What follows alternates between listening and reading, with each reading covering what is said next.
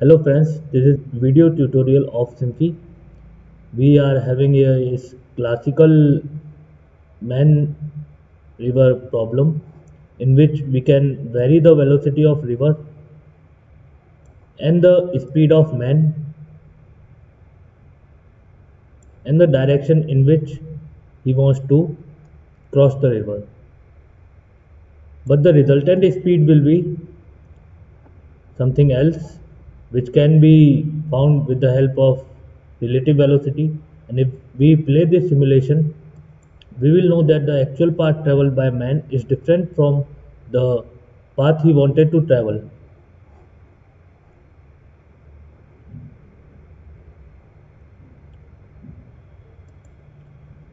This simulation is helpful in understanding the concept of relative velocity and to deliver the answer to questions like what should be the angle at which he should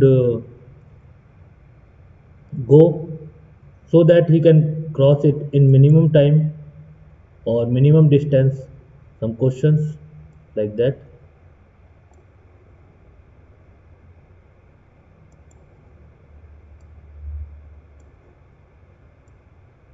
Thanks.